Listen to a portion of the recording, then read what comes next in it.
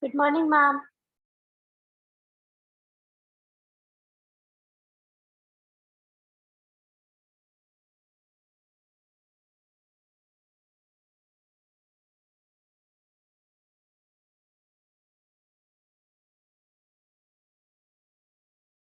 Good morning. Good morning, Snehal. Good morning, ma'am. Now you're feeling well? Yes, ma'am. For the last 2-3 days, I could make out.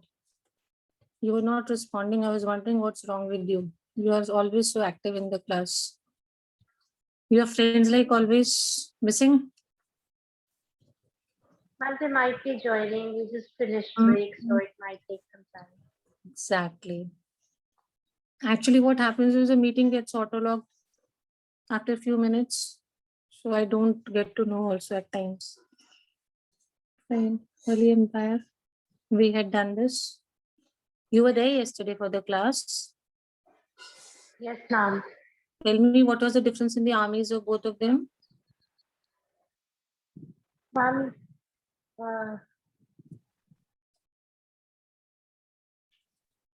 Forgot the word? yes, ma'am. Never mind. Tell the meaning.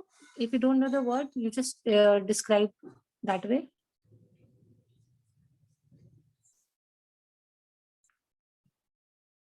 Ma'am, I'm not able to recall what's the difference. Conscripted army. Got the word? Yes, ma'am. In Iran, they had a conscripted army. That means they were forced to serve for minimum how many years? 25 years.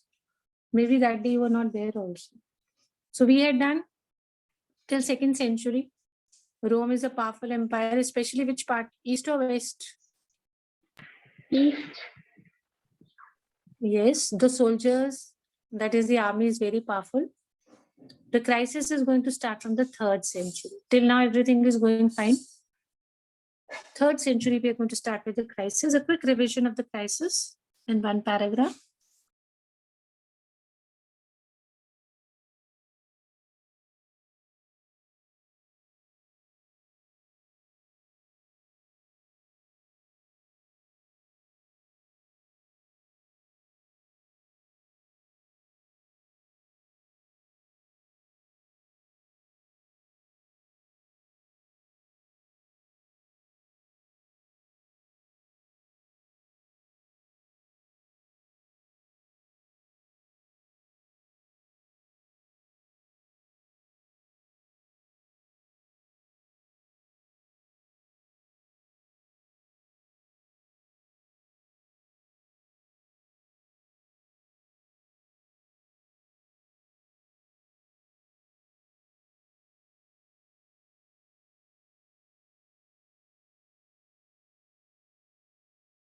You read better? Yes, ma'am, almost. Just a minute more. Okay, when you finish reading, let me know. Yes, ma'am.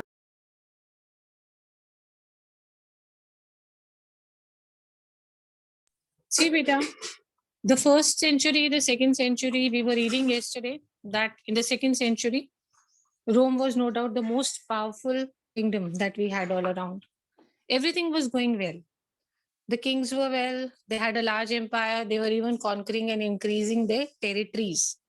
Problems have started in which century? 3rd century. Yes, Peter. The 1st and the 2nd century can be called as a period of peace, prosperity, and expansion.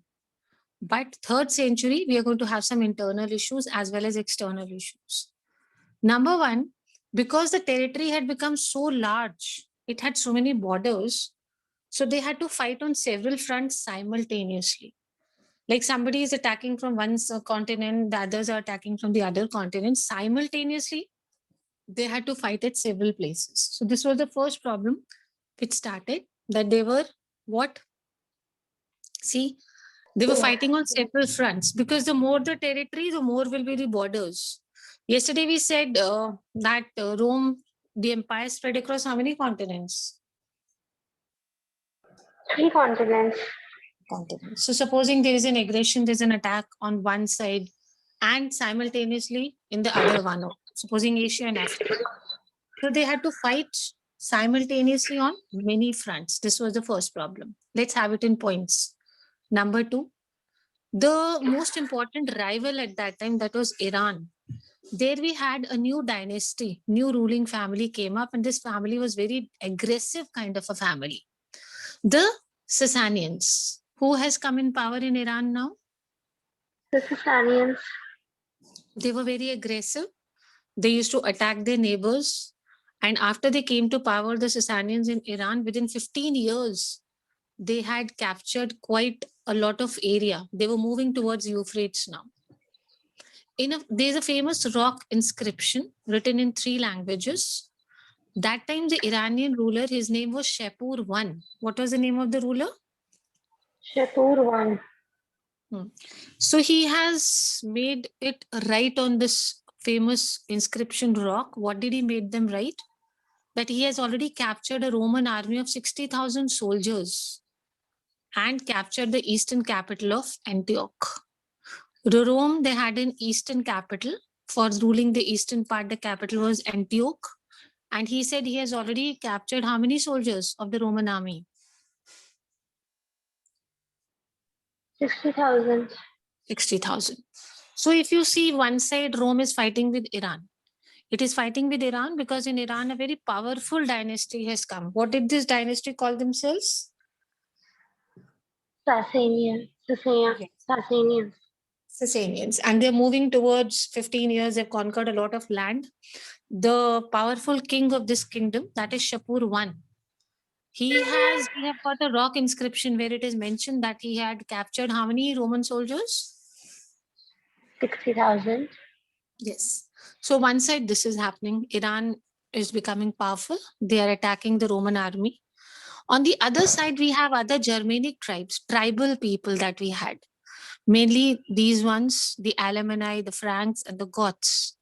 They also began to move against the Rhine and Danube frontiers. These are the famous rivers. So they are coming from these rivers. These tribal people are also coming.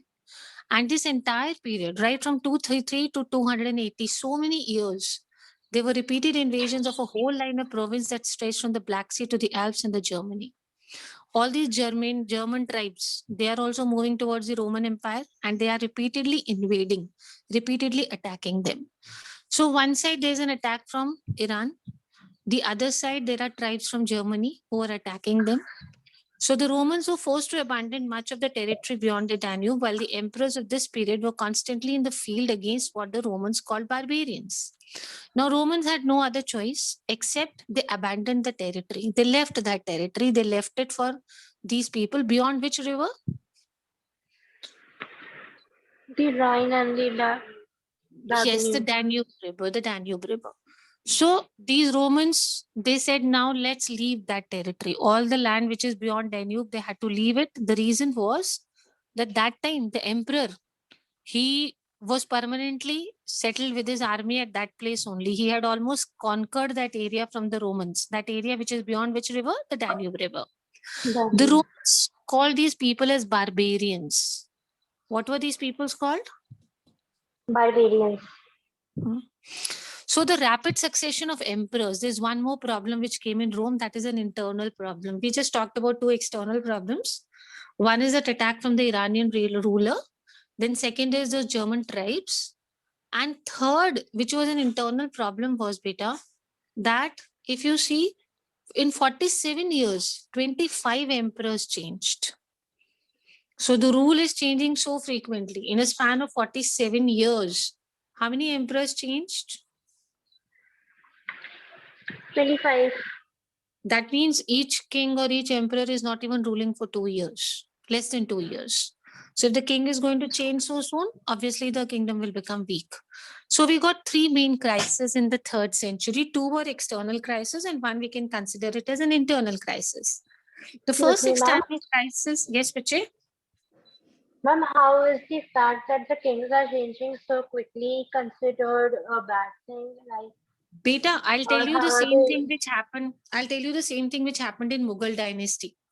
Okay, what was happening in Mughal dynasty as well? Supposing a king has 3 or 4 sons, Now it's a hereditary system again. So what used to happen? Who is going to be the ruler?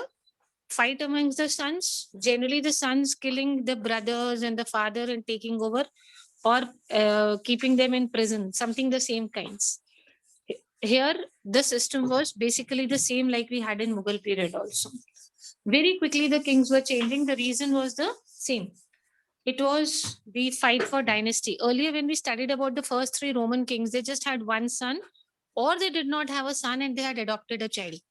If you remember the first emperor, Yes, ma'am. there's no confusions. Now, when we go further in later centuries, we will find that the number of sons more, mutual conflicts, fights.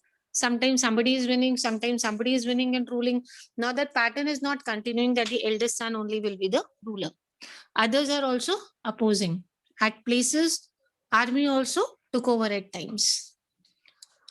So the first problem Okay, came ma'am. from which country, beta? Iran.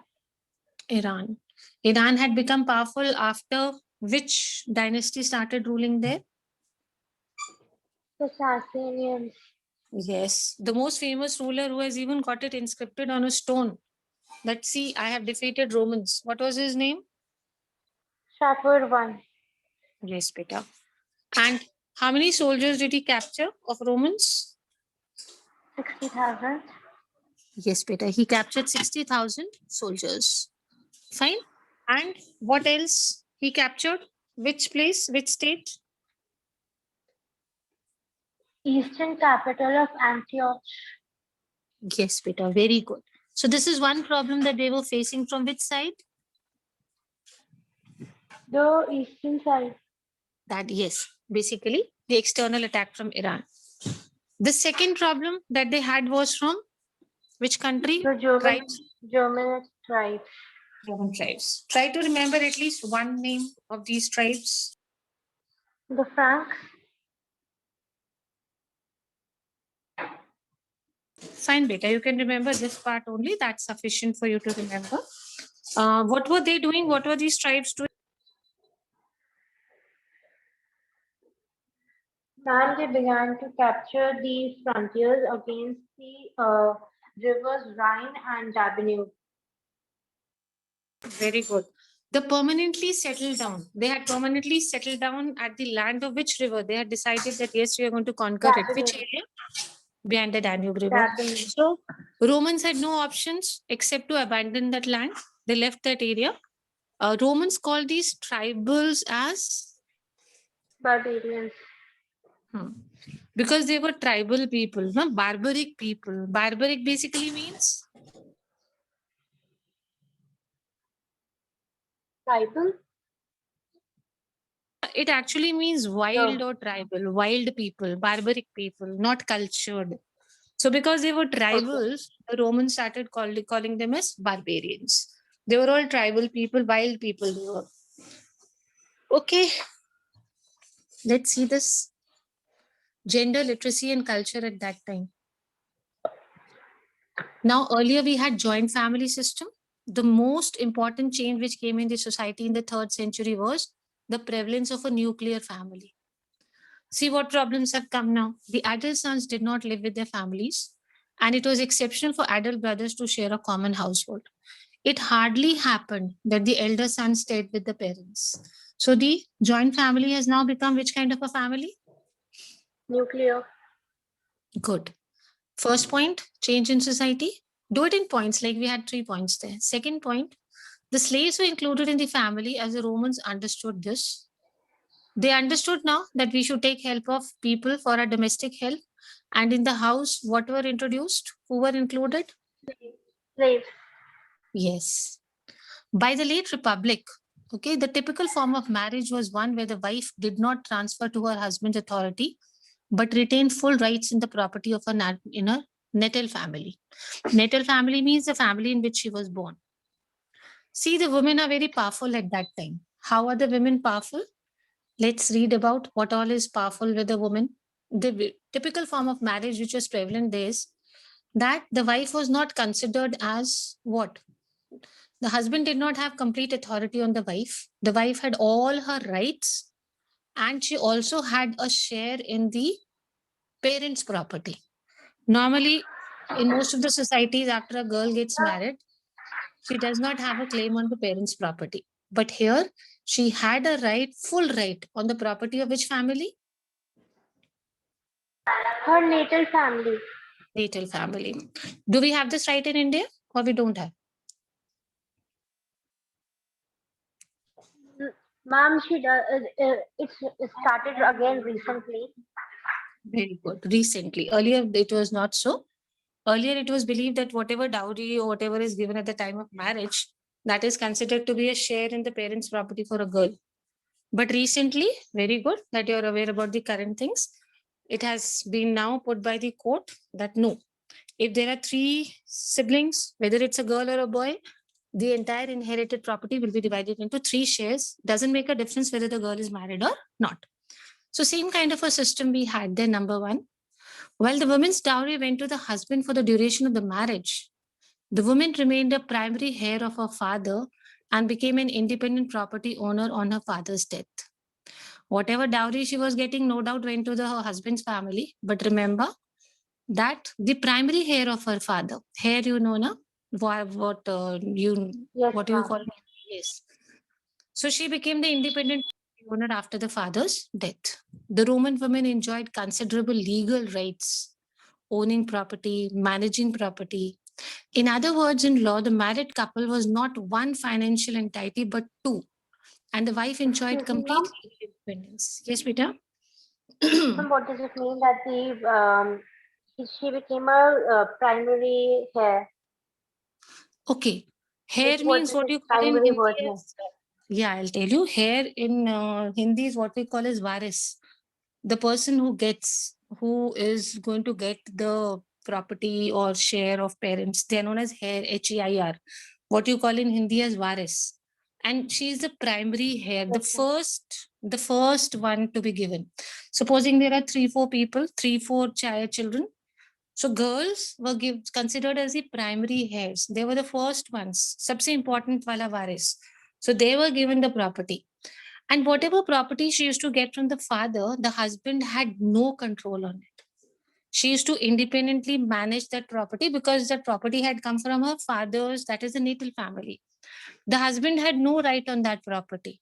So she could manage her property in her own way. Whatever the way she Okay, wanted, ma'am. she could manage it. The husband only can share whatever dowry has come. But whatever has come as a property after father's death, okay, the husband has no right in it. She is the only Okay, primary heir. ma'am. Yes, the only legal heir. Okay, see how powerful the women were. See, let me Okay, ma'am, understood. you.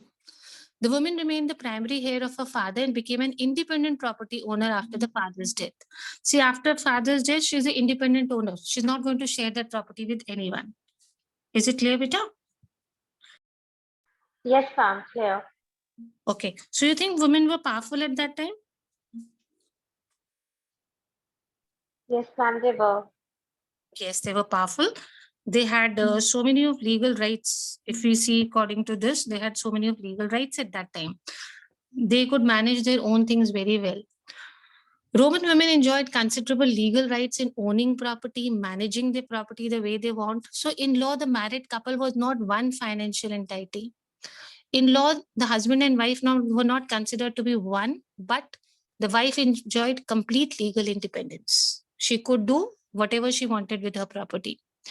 Divorce was relatively easy and needed no more than a notice of intent to dissolve the marriage by either the husband or the wife. So both of them have equal rights. Divorce taking process was not a difficult process. It was a very easy process. Just one notice had to be given. That's it. What notice? Intent. Intent means intention. That yes, I want to get a divorce or I want to be divorced. That is all. Just one notice had to be sent, and it could be sent either by the husband or the wife. Both of them had the right to give divorce.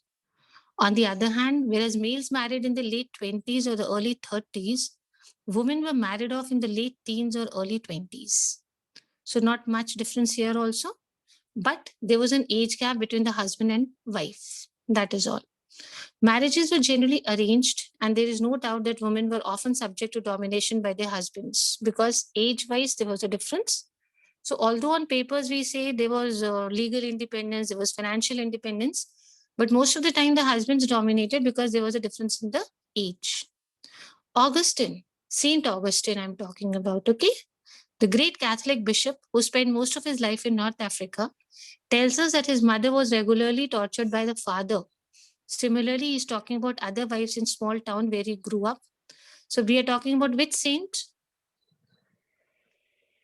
Saint Augustine. Yes, he was a bishop, very important person that time in the Christian eras. Finally, fathers had substantial legal control over the children also, sometimes to a shocking degree. For example, a legal power of life and death in exposing unwanted children by leaving them out in the cold to die. Whether this child will survive or not, okay, will be living, will be alive or dead, the authority was given to the father only. The legal control over children was completely with whom? The father. Yes, beta, it was with the father only. So, supposing there's an unwanted child, then the father had the right to kill the child by this. See, he's mentioned about such a cruel way by keeping the newborn child out in the cold to die. What are they trying to say? That although on papers we had literacy, we had financial independence, we had legal independence, but still the male dominated the society, probably because of the age difference. Let's talk about literacy now. Okay, let's talk about literacy. There was a lot of gap in different parts of the empire. For example, if we take this place, we're talking about Pompeii, which was buried in a volcanic eruption. This place was buried when we had a volcanic eruption. There is a strong evidence of widespread casual literacy. There was widespread literacy in this place. Later, it was buried this place, Pompeii. Walls of the main streets often carried advertisements. Graffiti were found all over the city. One of the funniest graffiti found on the walls of Pompeii says, read this graffiti, kind of a quotation you can say. Wall, I admire you for not collapsing in ruins when you have to support so much boring writings on you. See, it is funny, entertaining kind of a quotation. Okay, graffiti. So it is being admired because it did not collapse in the ruins. Everything collapsed in that volcanic eruption because the wall survived. So this is written on this. And because advertisements are written on the walls, that is why the person is writing, and you're supporting so much boring things which are written on you. So we are talking about literacy. There was a lot of literacy in this place. Which place? Which city are we talking about in Rome? Pompeii. Yes. This city later was buried in a volcanic eruption. But this shows, all these evidences show that there was a good literacy level there. But contrast, beta, if we go towards Egypt, where hundreds of papyrus survive, most formal documents. Okay, see, beta, most formal documents, I'll explain the paragraph, such as contracts, are usually written by professional scribes, and they often tell us that X or Y is unable to read and write. Why were they written by scribes? Because the rulers could not read or write. So it is mentioned that why we are having scribes. You know what are scribes now? Yes, ma'am, those who write in official letters or documents. Yes, beta. See, a document which is written on papyrus, okay, that is papyri, plural. Plural of papyrus is what we call as papyri.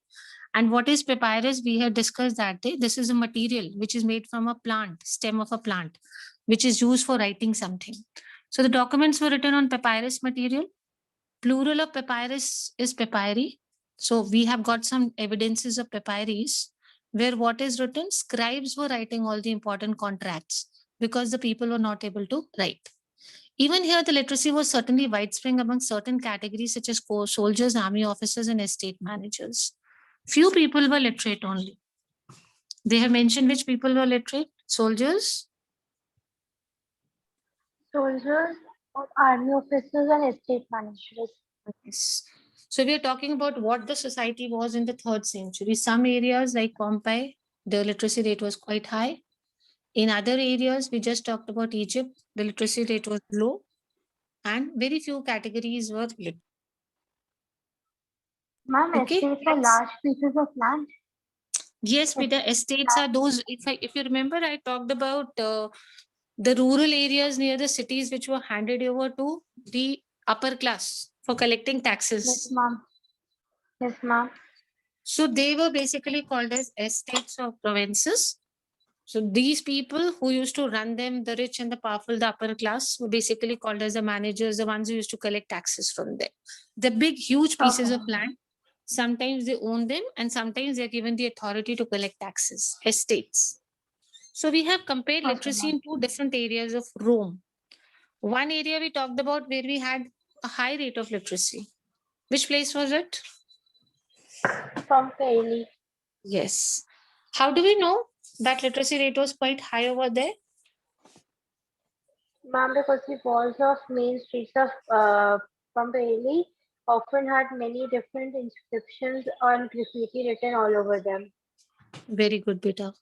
And then the other place, the people were not literate. They were taking the help of whom to make special contracts written? Right. Scribes. All the important contracts with the help of scribes only, basically, for this. So this Egypt part, it shows that it was not much literate. It was not that educated. Let's move further. Papyrus and papyri, understood? Yes, ma'am. The cultural diversity of the empire was reflected in many ways and at many levels. We had a lot of cultural diversity also at this time. See, let's see this. In the vast diversity of religious cults and local deities. Okay, what are deities? Important or figures? Very good. The plurality of languages that were spoken, so many languages were spoken, so many local deities were worshipped, so many religions, so many languages, styles of dresses were different, costumes were different, the food people ate was different, social organization was different, some were tribal, some were non-tribal, even the patterns of settlement were different. So this shows diversity of culture. There was a lot of diversity in the Roman culture. If you go further, you will find that Aramaic was the dominant language in the Near East side. Okay, which language? Aramaic. And if you go towards North Africa, then they used to speak Punic and Berber. What we are trying to show with these examples that there's a lot of diversity. Celtic was spoken in Spain, but many of these linguistic cultures were purely oral, at least until a script was invented for them. Basically, these were local languages. Like in India also, we have vernacular languages. So these were the local languages which are spoken in different areas, but they were only oral languages. Generally, they were not written. Armenian, for example, only began to be written as late as the 5th century. We were talking about a language, Armenian language, Aramaic language, the first language I discussed with you. They started writing it only by 5th century. 3rd and 4th century, it continued to be only an oral language only. Okay. There was already a Coptic translation of the Bible by the middle of the 3rd century. By the 3rd century, we already had a translation of the Bible. Which kind of a translation? What is the word which was used here? See this, Coptic translation. What is this? Coptic. Yes, Coptic translation.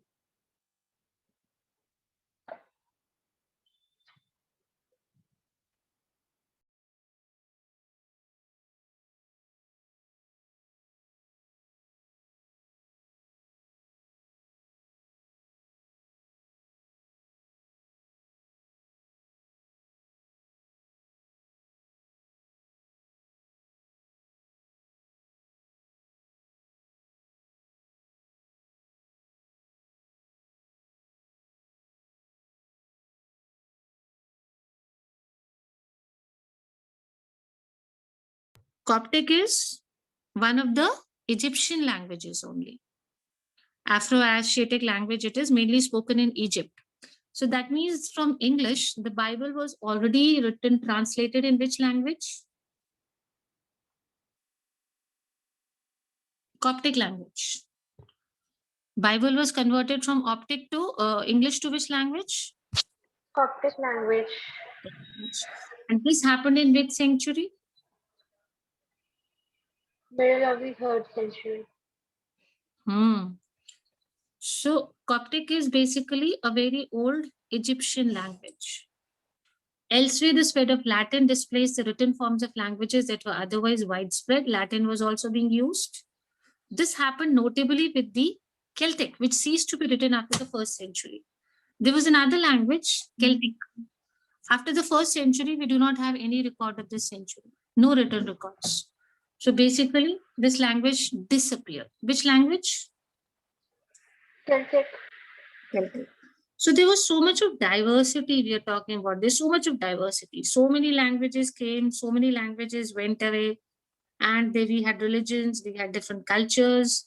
So there was a lot of change. Let me show this paragraph to you again once. What is this? See the figure. First, see the figures and read what it is, then we'll have a revision.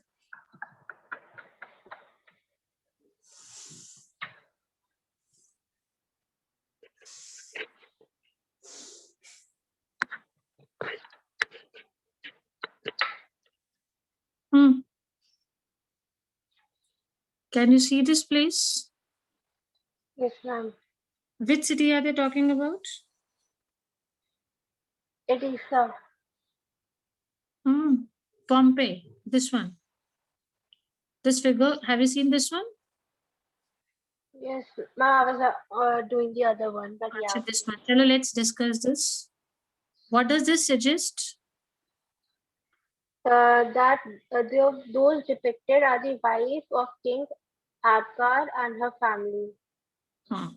So if you can see, this is a mosaic combination of different things. The king, his wife, and the family. Now see this figure. See how royal it looks at this time also. Yes, ma'am.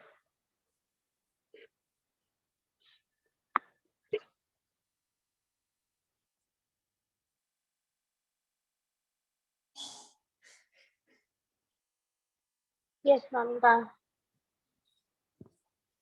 So this is which place? Which city? Pompeii. We had read something about Pompeii, that it was which kind of a city? A very literate city. Yes, beta. So this is a huge dining room of whom? Wine merchants. That means a rich man. It's a huge dining room of a rich merchant. If you see on the walls, you've got these inscriptions, animals, mythical animals are there. Animals related to mythology. We were talking about the society here, 3rd century crisis.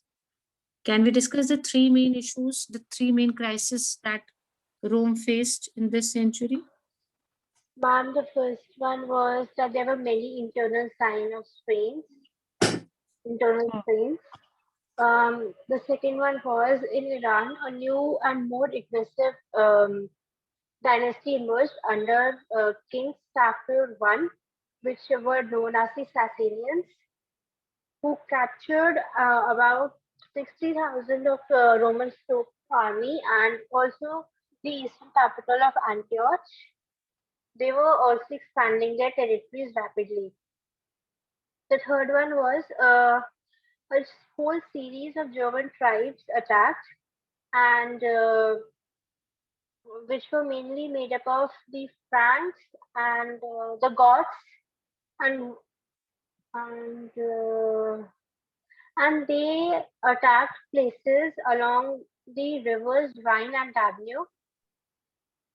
The German tribes also settled along, near the river Danube and captured all the areas still there. Romans had to retreat because there was no way for them to win, and the Romans called these people the barbarians. There was also a reason that many Roman emperors fell and many new changed. About 25 rulers in 47 years, which also added to the internal strain. Very good. So the 1st and the 2nd century were considered to be what kind of a time for the Roman Empire? First and second century. For peace, prosperity, and economic expansion. Yes, beta. Very good. The problem started all over in the 3rd century only. So we've already discussed what 3 main problems. This just let's discuss a little on gender equality, on what appears to be and what actually, what things they were equal in, what things they were not equal. Gender equality and inequality. Tell me. The gender equality in Rome. I mean, the women Yes, beta. Where were they equal? in the matters of the finance, the just a minute. Uh, when a woman married into her family, when a woman got married, the husband did not own any authority over her, but her full rights went to the woman's natal family or the family she was born in. The woman's dowry went to her husband, but the woman always remained the primary heir to her father, and she became an independent owner of the property entitled to her after her father's death. The Roman women were considerably powerful, and they were managing and owning their own property. We can also say that the Roman couples were not one single entity in financial affairs, but two entities. But uh, we can, but as we can see that the the What husbands about were role of usually equality? No. What about the role of equality in divorce processes? Let's add that as well. okay, ma'am. Divorce was relatively easy because only any one of the couple, either the male or the female, could just sign a notice of intent to dissolve the marriage, and it would be passed. It was equal for both. Very We good. can Very, also very. we can also see that the males were married in the late 20s or early 30s, while the females married in their late teens or early 20s, which gave the husband a great age gap between them and an authority over the females. There were many cases where the men used to beat their wives, and there were many cases when the women were tortured by their husbands. This reference we have got from whom? Saint Augustine. Okay. Let's talk about the variation in literacy in the Roman Empire. And We there said was some one more parts. point in the gender. Okay, beta. Add on. The fathers had the substantial legal control over their children, meaning that Good. the fathers could leave their children out in the open to die and not provide them any care and comfort. Very good. So he was supposed to decide whether a child will remain alive or not. Too good. Not Let's talk about the literacy inequality within the kingdom. the literacy rate varied greatly between different parts of the country of the kingdom. For example, we can see that in Pompeii, there was a there was a high literacy rate. Many people were literate, and we can say that because the walls of the streets in Pompeii were decorated with different types of graffiti all over the city. They often carried advertisements for them too. By contrast, we can see that in Egypt there was not a great literacy rate, as the emperors used scribes for their official writing and documentations, and they were unable to read or write properly.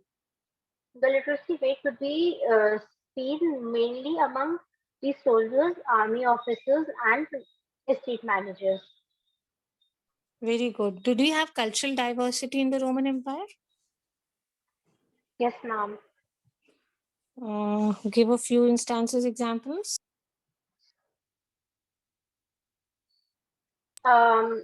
there was a vast diversity of religious cults and local deities.